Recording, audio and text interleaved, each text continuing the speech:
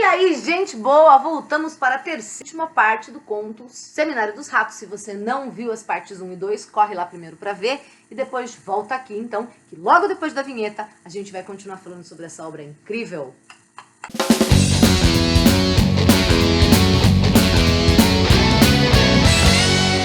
Sabe que quando a Ju me convidou para falar sobre esse poema, eu fiquei pensando no que esse poema representa dentro da trajetória do Drummond. Isso me parece bem importante, porque esse poema está no livro José, de 1942, que é o quinto livro, alguma poesia, Brejo das Almas, Sentimento do Mundo, daí já José, o quarto livro dele, né? O quinto é Rosa do Povo. E é exatamente um momento em que ele mudou para o Rio, né? Ele mudou para o Rio e o Sentimento do Mundo já é um poema muito, já é um livro muito fortemente revelando essa perplexidade. Eu acho que no Sentimento do Mundo a palavra é perplexidade. Meu Deus, não sabia que o mundo era desse jeito. Nossa, como que eu vou me virar aqui? O que é isso? Que é a perplexidade frente ao Rio de Janeiro, a perplexidade frente à Segunda Guerra Mundial, a perplexidade frente à ditadura Vargas. Então, essa palavra perplexidade. A partir da perplexidade, nós vamos dar um próximo passo. E esse próximo passo é o reforço de um momento muito claro na poesia do Drummond, que é o momento do impasse. Eu digo reforço porque esse impasse, de certa forma, a gente já percebia lá tinha uma pedra no meio do caminho tinha uma pedra. Já eram, meu Deus, o que eu faço agora frente a esta pedra, essa novidade, esse obstáculo, esse desafio, enfim, ou essa pedra, simplesmente. O que eu faço agora? O José, e agora José, a festa acabou, a luz apagou, o povo sumiu, a noite esfriou, e agora você... É o tempo inteiro esse impasse, né? E agora? Para onde eu vou? E agora? E olha só, nós estamos gravando isso nesse momento de pandemia, nesse momento de quarentena, e acho que essa pergunta, e agora? Quanto tempo vai demorar? O que vamos fazer? Como pagaremos as contas do mês que vem? Qual será o mundo do futuro em que viveremos? Será que voltaremos ao normal ou não? Ele é totalmente universal. Universal. E aí estávamos falando sobre a importância da literatura para nos sentirmos acompanhados. Meu Deus! O Drummond está se debatendo nesses conflitos todos, que ele não viveu dessa forma, mas que super reproduzem o momento que a gente está vivendo agora. Então, Edifício Esplendor, epígrafe do conto Seminário dos Ratos, está no livro José, de 1942, que é um momento em que Drummond está no Rio, já perdeu o encanto pelo Rio que o menino do interior tinha, ao mesmo tempo sabe que não dá mais para voltar atrás, porque Itabira é apenas um retrato na parede, e como dói, e ele tem que enfrentar aquilo. O livro José é um livro menor do ponto de vista de número de poemas, né? Mas ele é um livro que começa com um famosíssimo poema que chama A Bruxa, e que me parece que, por acaso, o poema Bruxa é um dos objetos do meu estudo. E ele me parece muito semelhante ao Edifício Esplendor, porque ele tem esse universo, primeiro, completamente urbano. Então, nós estamos falando de um universo urbano. E aí, esse poema vai falar de um prédio projetado pelo Oscar Niemeyer em Copacabana. Então, para o Drummond, nesse momento, para o Brasil também, considerando que o Rio de Janeiro é a nossa capital, a capital federal mencionada aí, é o Top Master Plus, é o símbolo, né? Um super arquiteto que já vai construir Brasília, que projetou um super edifício e tal. Esse edifício ele é uma metonímia do urbano, né? Dessa vida, dessas pessoas envolvidas em canos de gás, essas pessoas comprimidas em janelas. Quer dizer, veja como isso também tem tudo a ver com essa questão da quarentena. Não sei, os links com a quarentena e com esse momento da pandemia, eles não param de aparecer, né? Constantes. Em tudo que a gente fala e tudo que a gente pensa. Então, nós estamos nessa fase, quer dizer, o cara está nesse momento do impasse. E aí, esse contraste me parece tão importante entre Deus, que é o arquiteto projetando, e aí talvez seja o momento da gente ler um pedacinho, o Oscar Niemeyer como esse Deus que está projetando, e o fim, né? Tudo isso consumido pelos ratos. Então, há um contraste de uma grande obra divina construída, pensada, imaginada, sonhada, desenhada artisticamente, e tudo isso ser consumido, comido, roído por esses ratos que estão por toda parte, que estão em todo lugar. Então, acho que as esperanças são muitas, eram muitas, as belezas são muitas, o mundo está todo aí, a vida, o encontro entre as pessoas, tudo isso, e tudo isso também está suscetível, está vulnerável para ser consumido por ratos. Que século, meu Deus! Que século! Tudo isso vai ser consumido. É muito interessante pensar na minha coisa do Seminário dos Ratos, na minha relação com o Seminário dos Ratos. O que mais me impressiona é que esses ratos são os que estavam e são os que estão para chegar. Esses ratos estão em todo lugar, eles não é maniqueísta, nós vivemos nesse momento de dicotomia política, de maniqueísmo, de bem ou mal, né? de rivalidades sendo afloradas e reforçadas o tempo inteiro, de uma forma dicotômica mesmo, de uma forma maniqueísta. E o que a Lígia coloca grandiosamente, em plena ditadura, é justamente que não há esse maniqueísmo, né? Que os ratos são os filhos da puta que estão lá, e os ratos são os filhos da puta que estão também invadindo por todos os lados, porque aqueles personagens têm comportamentos de ratos. Da mesma forma, no poema, eu poderia imaginar esses seres humanos que vivem nesse edifício também como ratos. Não tanto no sentido pejorativo, mas no fundo, nós somos, né, esses ratinhos que subimos e descemos elevadores e entramos e saímos de caixinhas nos nossos apartamentos. Oi? Numerosos, somos muitos. Muitos, por todos os lados.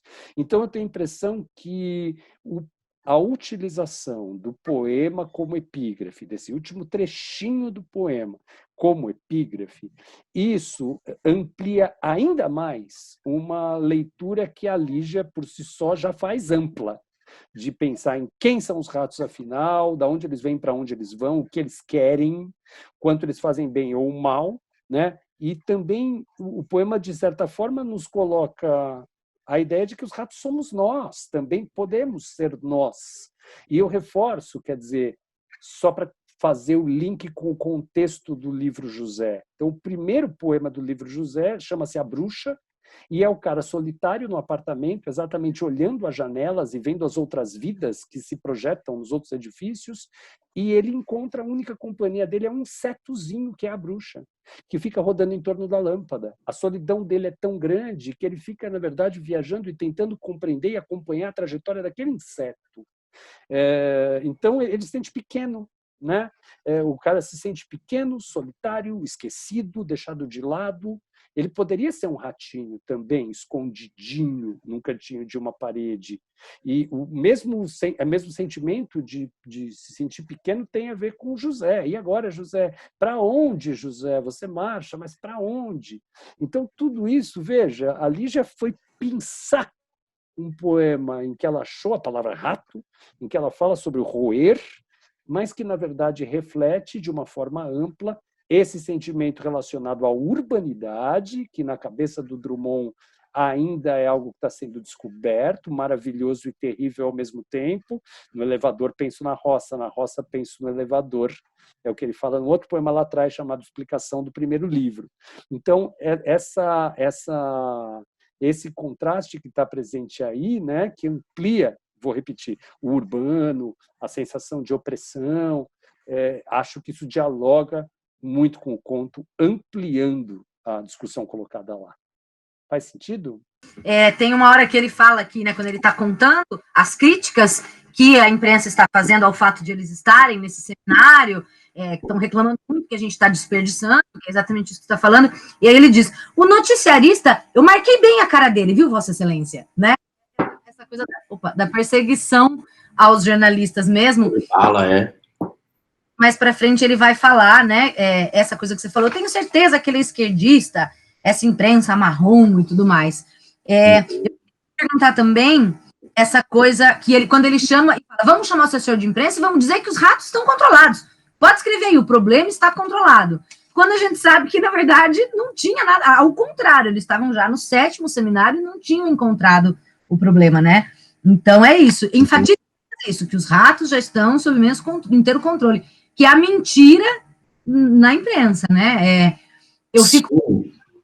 A gente estava conversando um pouco aqui antes sobre como o conto da Lígia é atual, apesar de ser de 77, a gente lê hoje e vê umas coisas que você fala, meu Deus, A gente estava falando um pouco sobre essa coisa de como, talvez aqui, eu não tinha internet aqui, então eu não tinha outras maneiras, a imprensa era a imprensa ali, jornal, revista, rádio e televisão.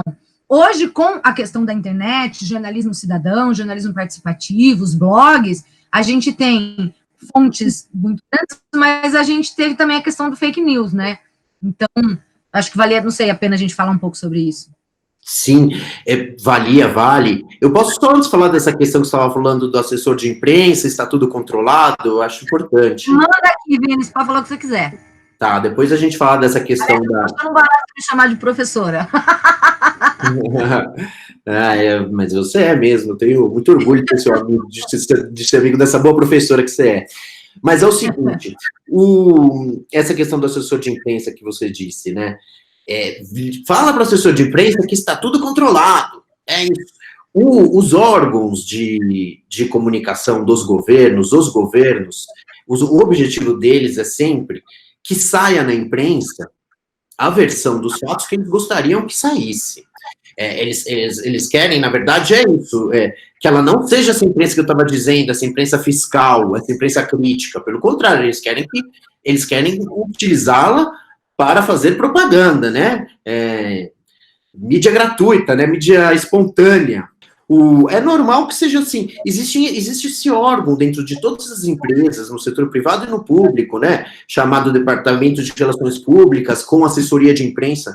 Chama assessoria de imprensa. Não é para prestar assessoria à imprensa, aos jornalistas, é para assessorar o seu chefe no trato com a imprensa. Então, é isso que eles fazem mesmo. Vamos contar essa versão, está tudo controlado. Se o jornalista ou o jornalismo pratica um jornalismo preguiçoso, se o órgão de imprensa, ele pega aquela versão oficial e dá aquela. Ou ele faz isso por preguiça, por inépcia, ou faz porque é um jornalismo vendido. Então, por exemplo, um jornalzinho de uma cidadezinha, o prefeito, o único que compra anúncio no jornal. Aí o jornalista vai lá e aí ele compra essa versão, que não, vamos dizer que está tudo sob controle, e assim se passa a informação. Existe sempre, então, agora o jornalista que está atento, o veículo que está atento à sua missão de imprensa, ele sabe sempre que ele tem que pegar essa versão dos fatos, que chama até release, press release, né? Que eles te passam, olha aqui, olha, o governo lançou esse release, olha aqui, vamos ver. Aí você lê o release e fala, está tudo bem com os ratos. Essa é a matéria? Não. Esse é o outro lado. A gente vai pegar o que eles estão falando sobre os ratos, vamos descobrir o que tem de errado com os ratos, aí a gente publica o que tem de errado com os ratos e coloca no pé, outro lado. Já de acordo com o governo, está tudo sob controle, conforme eles nos informaram aqui. Esse é o caminho certo da notícia da fiscalização.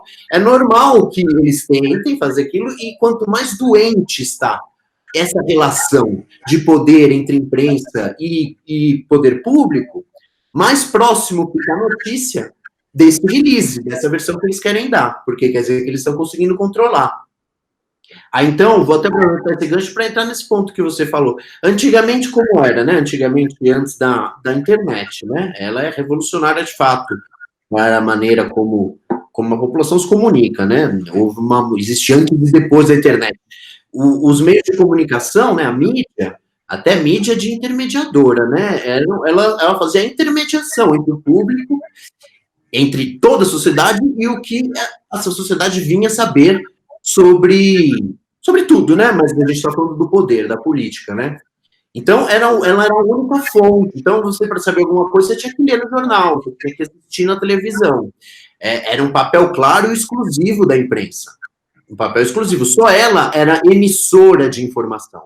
O papel de emissão era exclusivo dos meios de comunicação. Com a internet, qualquer pessoa é emissora de comunicação. A professora está aqui emitindo comunicação no seu canal do YouTube. Ela, junto com qualquer órgão de imprensa, existe também um canal no YouTube do Jornal Estado de São Paulo.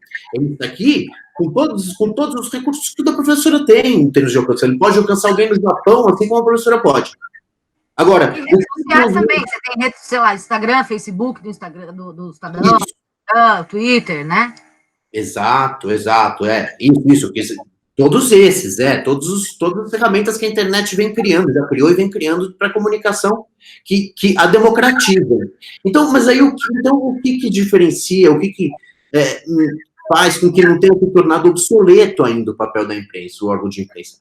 Elas são empresas, quer tenham objetivos de lucro, como qualquer empresa, como, por exemplo, a Folha de São Paulo, a televisão, a TV Globo, quer sejam empresas sem fins lucrativos, como, por exemplo, os Jornalistas Livres, é uma rede de jornalistas que eles nem recebem salário, eles fazem mas o que esses grupos têm exclusivo é que eles praticam atividades profissionais, das quais dependem para sobreviver, eles dependem que a qualidade daquele produto que eles estão apresentando seja boa para que eles consigam manter a sua vida profissional, a sua sobrevivência profissional. Então, esse é um grande lastro de qualidade do produto, entendeu? Por que você vai acreditar no Estadão e não na tiazinha do Zap? Porque se o Estadão mentir ou que ele precisa como a tiazinha do Zap, ele fale. Os anunciantes não vão anunciar mais, os leitores vão perceber que não vale a pena ser assinante, enfim, ele vai perder credibilidade, então os políticos vão dar menos importância para ele, então ele vai conseguir menos entrevistas exclusivas, ele depende da qualidade dele para manter a sua atividade econômica. Então, ele tem que saber utilizar este fato, que seria um calcanhar de Aquiles, que é a sua dependência econômica, para ter a sua âncora de credibilidade e o diferenciar de qualquer informação que está por aí. Qualquer informação é uma babel. Você ter todas as informações e não ter nenhuma é a mesma coisa, porque você tem todas, você não sabe qual que é importante, qual que escolher, o que pegar, o que é bom. Então, o papel da imprensa é esse, saber separar o joio direitinho, falar, olha, eu juro que isso aqui é joio, eu boto na credibilidade que isso aqui é um joio, aí isso deve ser publicado, e é joio mesmo, não estou travestindo de joio por interesse político, senão a credibilidade dele vem pro saco e a atividade econômica vai às ruínas, ele não dura. É louco, né? Eu tenho uma amiga minha que fala, a mãe dela fala assim, é verdade, ela leu uma fake news, aí ela fala, mãe, isso é mentira, não é verdade, deu no WhatsApp, deu YouTube, como se fossem canais de imprensa mesmo, né? Então, enfim, e é assustador o poder que isso tomou hoje em dia, né? E, enfim. Seminário dos Ratos, né? Eu achei que seria legal trazer o ponto de vista da biologia para a gente falar desses bichinhos. A primeira coisa, Vini, que eu queria que você falasse para mim é um pouco por que, do ponto de vista da biologia, o rato é um animal bom para a gente fazer essa associação.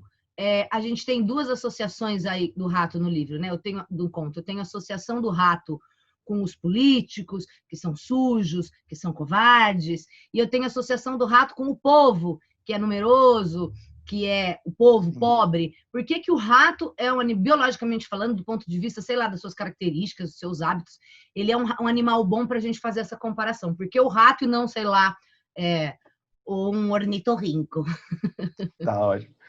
Não, é o seguinte, Ju, eu acho que eles colocaram os ratos também nesse conto por alguns hábitos, seja um hábito mais noturno, a questão de reprodução também, porque em algumas passagens do conto ele fala que é uma quantidade exorbitante de ratos, né? Então, até por isso, o problema existente para a confecção do seminário.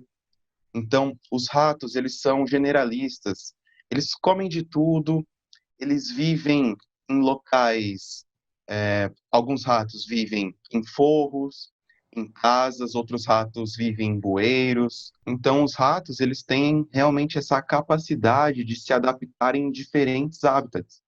Então, locais onde eu não tenho um controle muito legal de um saneamento básico muito bem feito, né, eu tenho a proliferação desses ratos. Então, acho que por isso que eles utilizaram o rato para fazer essa metáfora. A gente tem essa coisa, né? Se é um homem ou se é um rato? O rato Sim, sempre muito ligado a essa coisa da sujeira por onde vive, por ser onde ele vive, né? E tudo mais. Sim.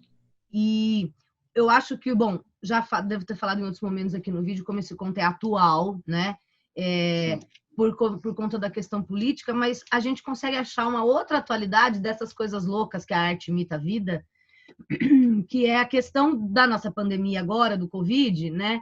Que quando chegou no país é um vírus que vem trazido por pessoas de uma classe média mais alta, porque veio trazido da Europa, porém pega na população pobre, né? Eu vejo isso quando ele diz aqui que os ratos estão comendo o pé das crianças na favela, né? Então, não chegou ainda, vai chegar no conto, né? Mas não chegou ainda nos poderosos, nos ricos. Então, a gente consegue estabelecer um pouco dessa relação também com a questão do Covid, né?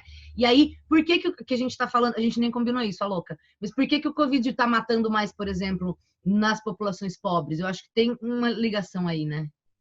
Eu acho que, Ju, isso parte principalmente da falta de informação, sabe? De chegar o conhecimento até essas populações. Eu vi super interessante uma charge uma vez de um morador de rua. Ele olha e fala, por que todo mundo está usando máscara? Então, imagina, numa situação de uma pandemia, existem pessoas que não sabem nem o que está acontecendo e tá achando muito doido. Todo mundo está usando máscara, por quê? Então, eu acho que essa relação também, que os ratos também podem trazer algumas doenças, é realmente a questão de saneamento e a questão de falta de informação dessas populações mais periféricas. Triste, né? Você pensar Sim. que por que o rato, a população dos ratos aqui no caso, começa a se proliferar nos ambientes mais pobres e economicamente desfavorecidos por causa da questão do saneamento, provavelmente, que é o que a gente estava falando, né? Com certeza. É demorar para chegar no condomínio de luxo. Mas chega, viu, gente?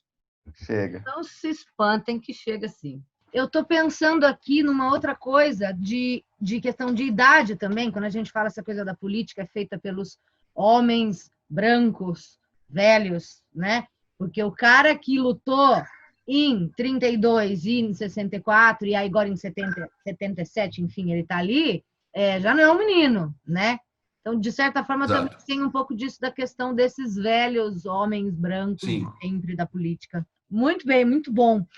A gente estava falando, eu lembro quando a gente conversou, a gente falou da tal da RATESP, né? Trazendo um pouco mais para cá para o conto já.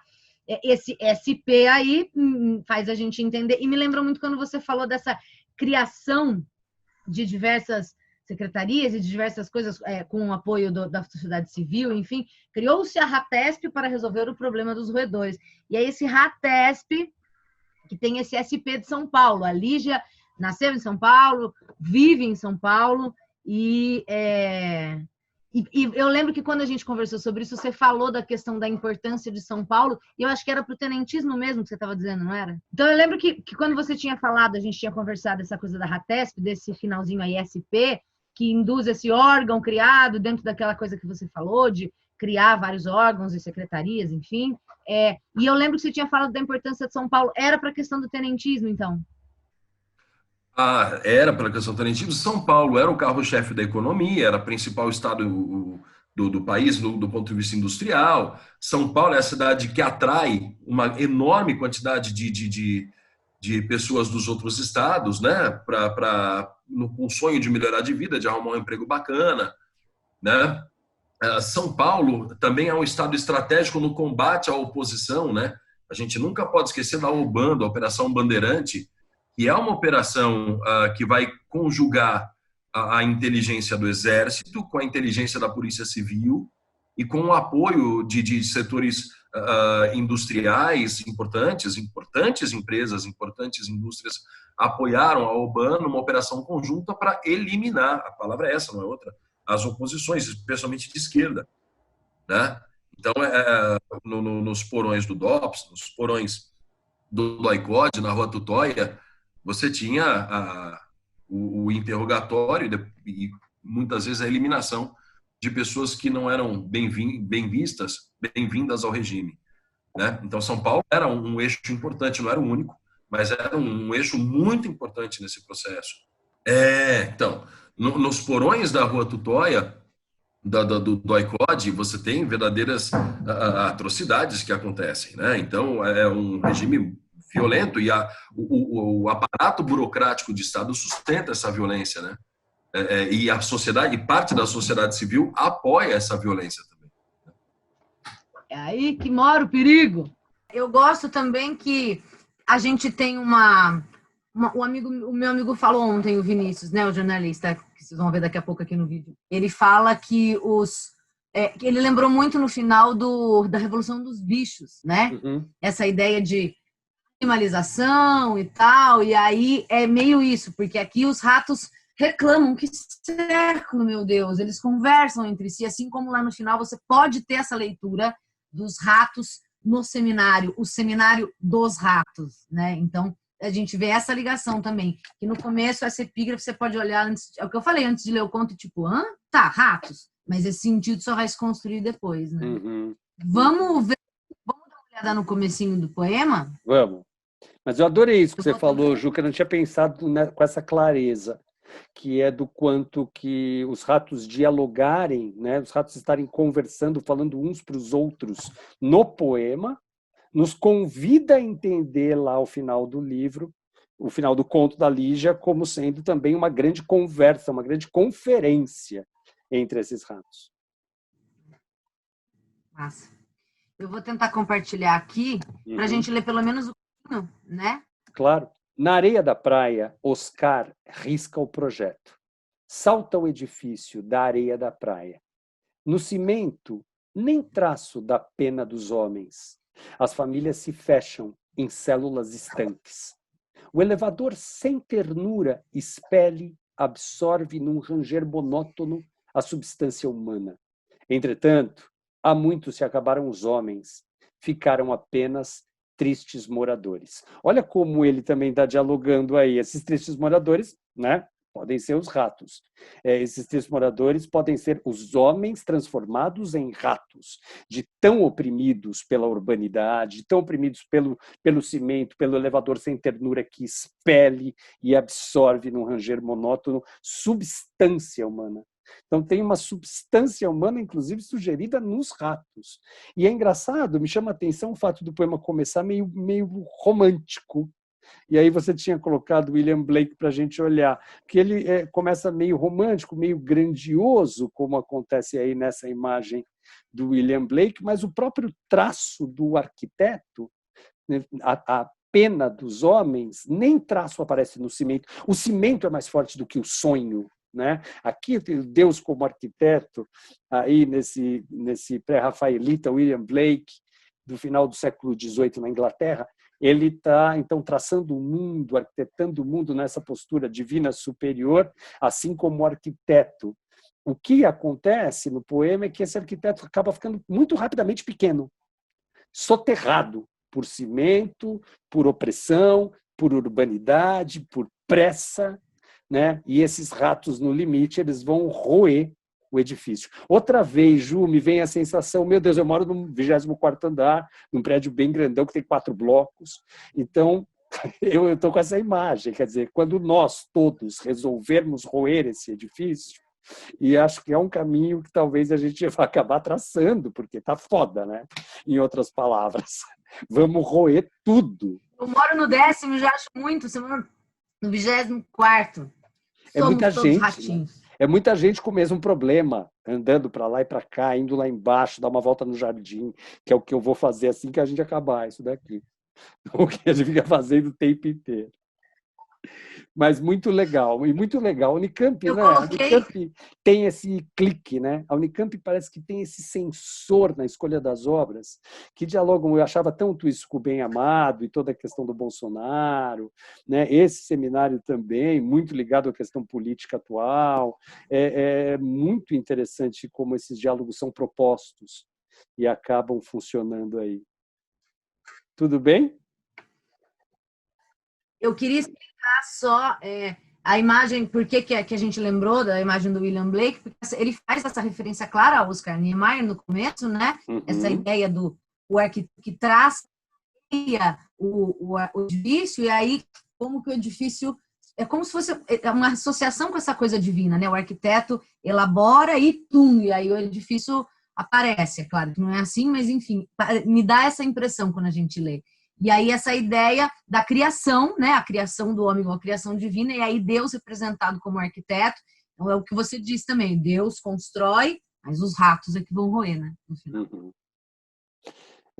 Acho que tem tudo a ver. Mas eu reforço que essa imagem eu acho que o William Blake ele é mais otimista, sabe? Ele mostra uma coisa que é mais... é como se o Drummond apontasse com esse otimismo nos Kahneman e depois já desse uma paulada. Olha, não se animem, porque o que vai sobrar daqui são apenas ruínas de um edifício outrora maravilhoso, roído pelos ratos.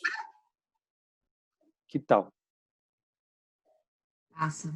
Ele vai seguir o poema descrevendo um pouco da vida desses apartamentos, né? Eu me impressiono com aquela passagem que ele fala que os canos de gás são convites ao suicídio, né?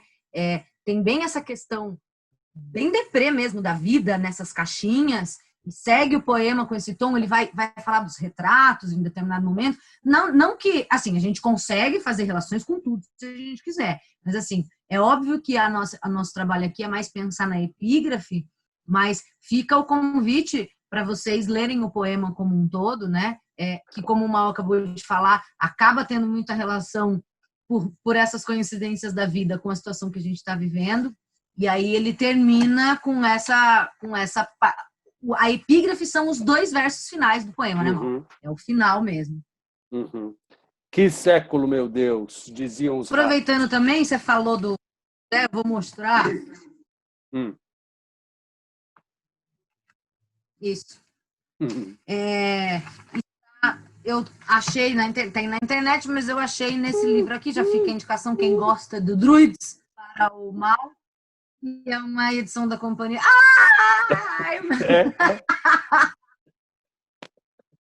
que é uma edição relativamente nova, com 23 livros do Drummond, gente. Fica aí a dica para quem gosta. E aí ele aparece aqui no sumário, traz os livros em ordem, né? E aí José, que o Mal falou, é o 4º livro, então. É uma edição legal, vale a pena quem gosta de Drummond investir. Tem o José pequenininho. Ai, caiu tudo aqui. Eu só tenho no grandão, não Olha tenho. esse aqui, José. Legal. É bem pequenininho. Também, né? Companhia das Letras também. Eu queria saber se você já leu tudo dela, porque eu não li tudo do Saramago. Não, eu já li todos os romances e grande parte... Os romances são só 4 também, né? O primeiro São quais? Ciranda de Pedra, de 54. Aí vem As Meninas, de 73. Cadê o Verão no Aquário? Tem o Verão no Aquário também, deixa eu achar aqui. Oxi! Enquanto você procura, eu vou ver também a minha edição de As Meninas Como é Véia também. Eu também herdei do meu padrinho. Qual? 3ª edição de As Meninas. Ai, deixa eu ver. Uau! Ai, que linda! Ela meu padrinho comprou em 95, eu ganhei em 99, mas é de 74 a edição. Ela lançou em 73. Então, para essa edição aqui, ela adicionou uma coisinha só. Ai, que linda! Belíssima. Belíssima. Então, Ciranda de Pedra, 54. Verão no Aquário, 64. As protagonistas são mulheres, né? De todas essas obras aqui. Aí vem As Meninas, de 73. E o último romance é As Horas Nuas, de 89. E daí ela falou nas Meninas? Oi? Não, você falou que ela adicionou uma coisinha. Foi, para essa edição da Companhia das Letras, ela adicionou, mas eu não lembro. A edição que eu li lá na Idade da Pedra Lascada, como ela mesma diz, era igual a sua aí. Então, eu não sei dizer exatamente o que ela adicionou aqui. Mas teve uma coisinha. Foi. E eu não li todos os contos, né? Tanto que nesse calhamaço aqui, eu fui olhando um a um e falei assim, nossa, mano, não lembro de nada desse aqui. E esse outro? Tem vários aqui que eu não consigo lembrar, então provavelmente eu não li, né? Qual é a sua obra preferida dela? A minha? É um conto ou é um dos romances? Tem 2. Uma só, né? As Meninas, porque eu fiquei muito alucinada quando eu li ali com 17 anos, justamente porque rolou a identificação com as 3 e com as freiras, com qualquer personagem, né? Porque é assim, tem a mulher, tem a Lorena, que é a romântica, a que sonha, e sei lá o quê. Aí tem a Ana Turva, a Ana Clara, que é aquela do vício, né?